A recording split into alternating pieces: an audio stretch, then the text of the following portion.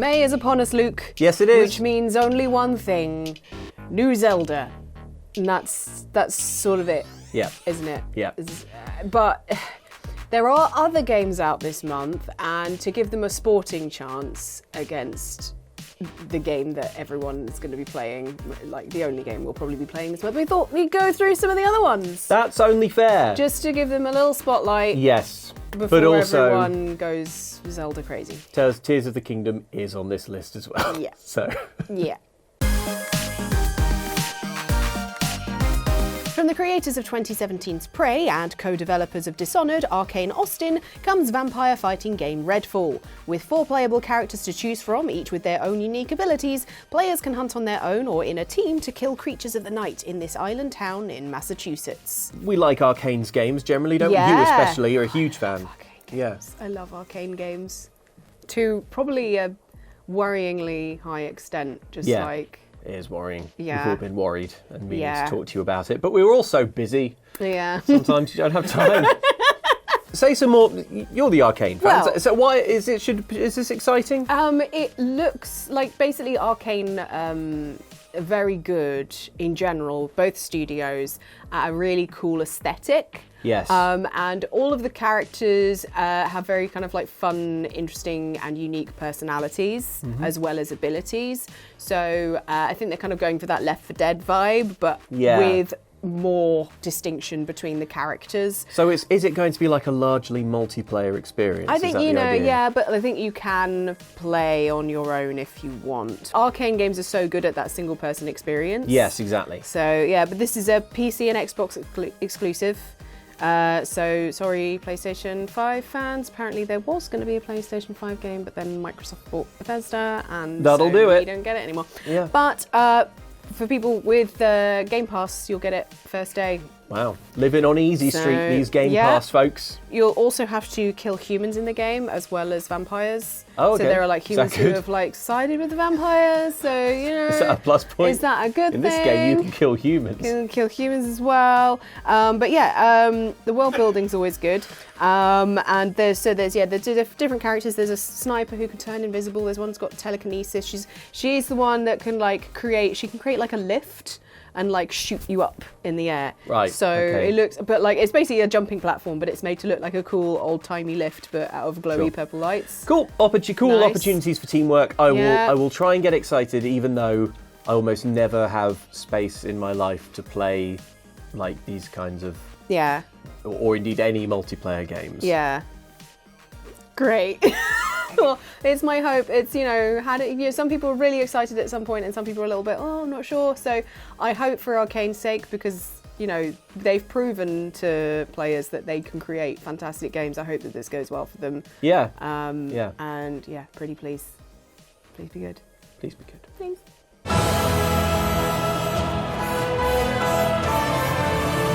Clearly the game we're most excited about, Breath of the Wild sequel, is finally here. The Legend of Zelda Tears of the Kingdom sees a remixed version of Hyrule, with islands floating in the sky and all new abilities for Link, as well as a mysterious new glowy arm. With players now able to build improvised vehicles and weapons, it looks like we can create even more chaos. You played this? I have played. Yeah, I have played some of this. Bit. Yeah, small amounts. Yeah, chaos is absolutely the word and the vibe. It's just all about cooking up creative and bizarre and sometimes sadistic ways of defeating your enemies, getting around the world. I think it has the potential to be brilliant. The little bit that I played was extremely fun, and it just made me want to play more and more and more. I think from what I've seen, I think they've done a great job of bringing in these very, very surprisingly flexible new tools, and it's just like new ways for you to wreck a perfectly good bokoblin encampment. Yeah. Obviously I'm excited. What else is there to say? Obviously I'm excited. Breath of the Wild, I've argued in formal settings, by which I mean a PAX panel once, that Breath of the Wild is the greatest game ever made, and I won that panel. Yeah. So I think that makes it official. Yeah. So, the pressure is enormous. I don't know. It's very hard to imagine how this could I don't think it'll have the same impact as Breath of the Wild, but I think it could be every bit as fun of a game. And like Breath of the Wild was an outrageously fun game for hundreds of hours. Yeah. Well, my notes here are Luke's played some, it's good, yay, there will be loads of Zelda stuff on the channel.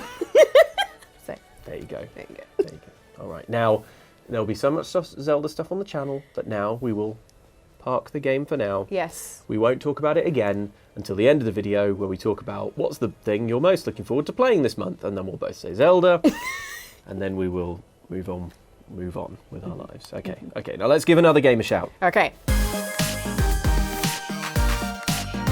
Amnesia: The Bunker sees the return of the classic horror series, but this time in, well, a bunker.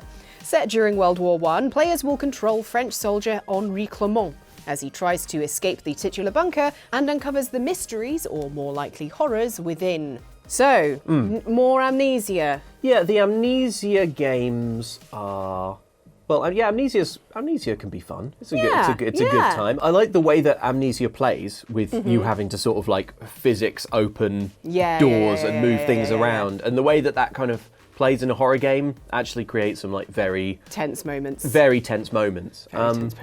There's going to be a slight deviation from the original series. So the developer Frictional Games says it's a semi-open world with elements being randomized. So watching the trailers, what I got from this is, you know, in the original Amnesia, you kind of go into a room and there's definitely going to be a monster in there, and like it kind of just wanders around and you have to avoid it. Yeah. Well, in this one, in the bunker, there are kind of like holes around, and if you make too much noise, then a monster turns up. So it's a bit more Alien Isolation vibes. Okay. But you're in a bunker with a horrible monster. Okay. Well, Alien Isolation is very scary. It's very scary. Amnesia: The Dark Descent, which is the only Amnesia I played, was very scary. Yeah. So, yeah. Yeah, and you've got one. You can have a gun for defense, but not much ammo. You've got a railgun with unlimited ammo. Yeah. Come on, just put a railgun with unlimited ammo in it. Yeah. Come on, let us have fun. One of the big things is that there are a lot of doors blocking away, like things boarded up places, and you have to like break through them, but obviously breaking through them makes noise, and you've got different things that you can do. You can explode things, you can try and be quieter, and you just gotta try and not get eaten by a big monster. One thing I really enjoyed, and I'm a bit worried about in the trailer, is there's this bit where, you know, like you'd find things like letters and then it would be lovingly narrated by a good voice actor. Yes. Well, I think they've got a lot of those good voice actors back, and I think the guy who plays Daniel is voicing this French soldier. I don't know whether it's the person you're playing as, but like another thing. Right. And the French accent slips a little bit. So it was I was like, that sounds like Daniel. That sounds like Daniel because he's gone English. There's dynamite in the arsenal. And a handle to trigger it. It's well acted. It was just the accent slipped a little bit, and I was like, that sounds like Daniel. I think it's the guy that voices Daniel, who's definitely not French. Hey, maybe we could do that on Halo Stream. Bit of Fear Academy, new Amnesia. Good. In the adorable and frustrating penguin platformer Bread and Fred, you partner up with a friend on a climbing expedition with one small little hindrance: you're tied together. An ultimate game of cooperation. Will you be in sync, or will you sink back to the bottom of the level when you miss that crucial jump? This makes me think of ice climbers. You know, they're like tethered together. Yeah. So it's kind of that, but like extra hard mode, because there's a lot of like you're holding on and you have to like the other person has to swing round and grab the other side of a wall. So you play it in co-op. It's in co-op. Okay, you cool. can play single player where it's just you and a rock. There's like a single player mode, so it's you and you just have to like swing. It's just a little rock with a smiley face. Don't have a friend to play games with. Don't worry, we've put a special mode in for you. Yeah. Now you're tied to a rock. Yeah, I've seen a few people actually let's play it, and it looks like kind of overcooked levels of frustration, where you're like, no. Oh, great. And like especially if you're playing it online together, and you're like, jump now, and then Zoom does it like a split second too late, bit of lag, and then it's But you know, couch I presume this can be couch co-opted. Yes, surely, I hope so. I hope so. Fingers crossed. But it's just PC. Oh, right. So, Okay. yeah, I don't know how... Are console ports incoming? Do we know that? I don't know, fingers crossed, but the on. demo has been downloaded 1 million times. Oh, wow. So it's proven popular in certain circles of the internet, and like it's more I really like sadistic. describing PC gamers as certain circles of the internet. No, I mean within the PC, like within certain circles within the PC community. Yes. Yeah. Yes. Look, there's a lot of cooler streamers than us that have done it, and that's what I mean. Of society. Yeah, no, I mean Twitch. Yeah. The other video thing. Oh, Twitch, Like, it was right. popular on Twitch. Okay. Gotcha. Cool. We No, it looks love really the fun. PC gamers. Yeah, it looks really fun, and Yeah. Cool. Should be good. In platforming adventure After Us, you play as Gaia, journeying through a post-human world void of any life, populated only by dangerous oil-covered creatures known simply as Devourers. It'll be your job to bring back life and salvage the souls of extinct animals, reviving them to create new hope and restore this desolate world. So I think this game is about climate change, maybe? Oh, right. I think. Okay. Yeah. And about like sensibly using resources and management. but Put the gamers in charge of the planet. It's basically like, if you are not sensible with your resources, you'll get this, and this poor little fae type spirit will have to run around and fix everything.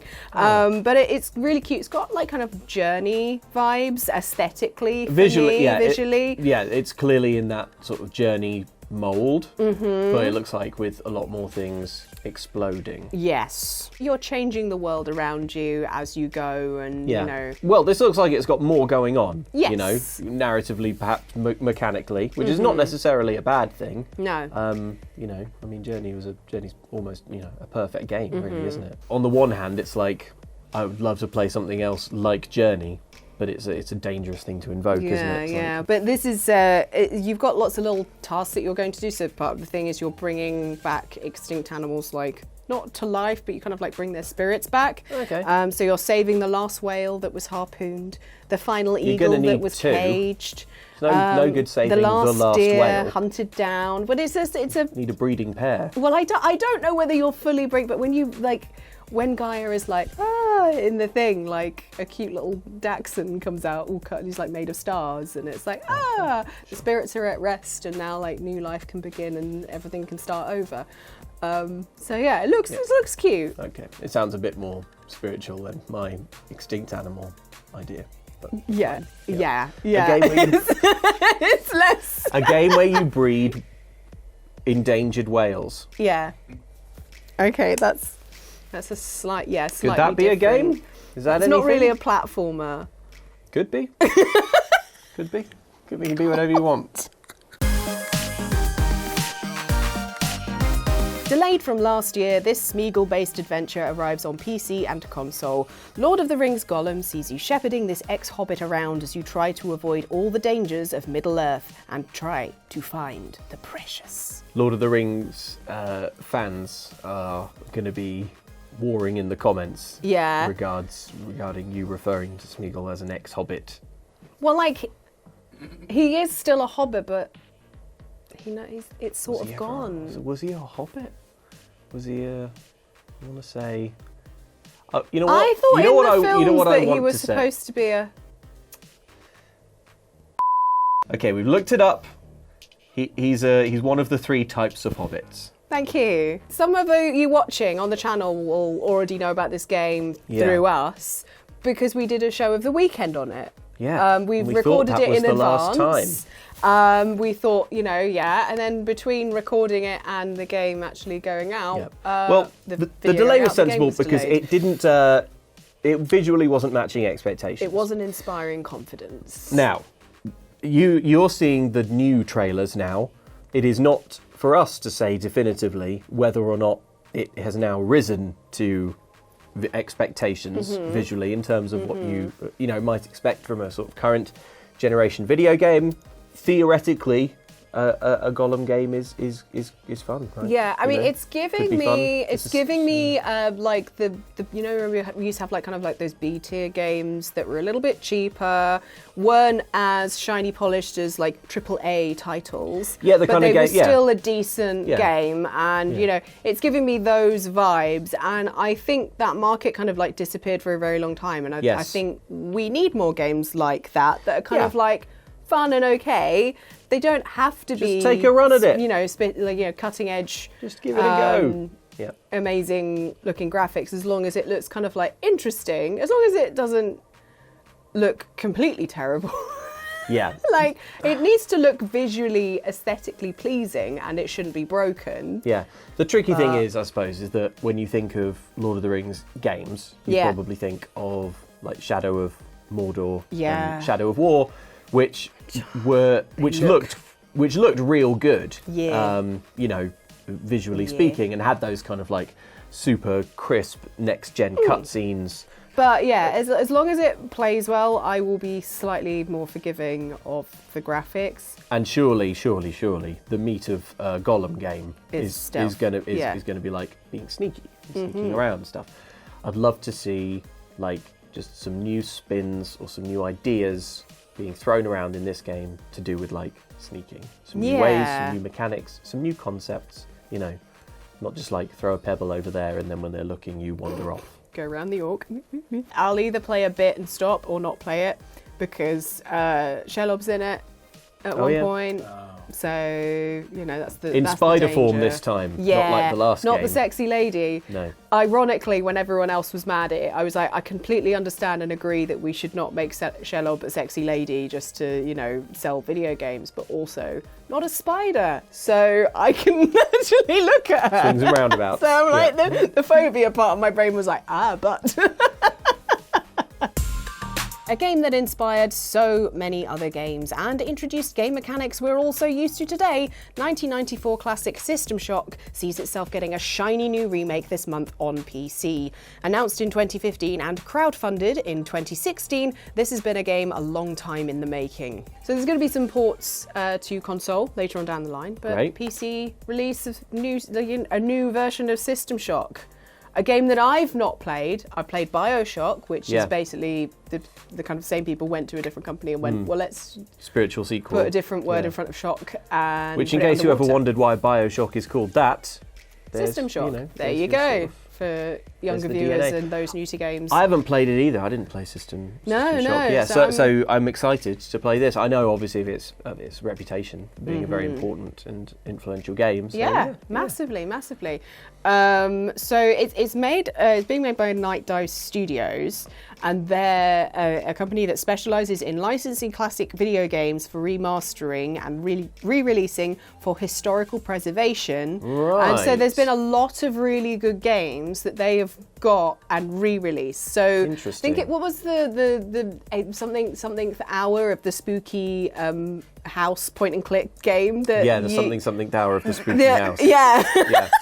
So, I was getting The Seventh Guest. The Seventh Guest. Right. So yeah, yeah. they brought out The Seventh Guest. They Okay. re-released Seventh Guest, Blade Runner game, the Turok games re-released Oh, with there. yes, I There's remember those Strife, remasters. Metal Yeah, yeah, yeah. Fatigue, Okay. So they've like Doom 64, right. They made a business of Quake. yes. Yeah. All right. Games of a certain era. So that are fondly remembered, but that, you know, possibly there isn't like, you know, the publishers or whoever actually like owns the intellectual property don't have much interest in doing it themselves. yeah. You know, so But they've been slowly, like, they did release a remaster of System Shock 2 a little while ago. Oh, right, okay. And like they released a kind of a playable on more current devices version of System Shock, but this is the first time they're kind of like rebuilding from the ground up. So this feels like a real passion project for them. Cool. And yeah, has been like, you know, since 2015. Kind of been slowly working away at it. Yeah. There's been a lot of demos out already. So most recently there was one released in 2021 and people seem to like it. So fingers crossed it's good. And, you know, you can catch up on a little bit of gaming history if you haven't already played it. I think that's going to be added to my list because I only recently played through Bioshock for the first time, loved it. So I'm like, yeah, let's play the game that kind of kicked all that off. So, yeah. Well, Nice. Ellen, I think it's time to find out what game this month we're most excited to play. So what game this month are you most looking forward to? of the ones we've got? Zelda. Tears of the Kingdom, isn't it? Thanks very much for watching, folks. Like and subscribe if you enjoyed this. And hey, let us know which of these games you're looking forward to the most in the comments. Yeah, I mean, a lot of them look really good. I had a hard time narrowing down. There's a lot of other good games. So if there's any that, you know, I didn't include in the list that you were like, oh, but this one's really good, share it in the comments so that your fellow viewers can see what else there is. So yeah. I think. Let us know what the other kind of Hobbit is. You know, all different flavours of Hobbit. Flavours. I don't know. Nom. I'd eat a Hobbit, wouldn't you? Not a whole one. Not a whole one, no. Not all at once. No. Over Christmas, though. Yeah. Over the Christmas period. Thanks for watching. Bye. Bye.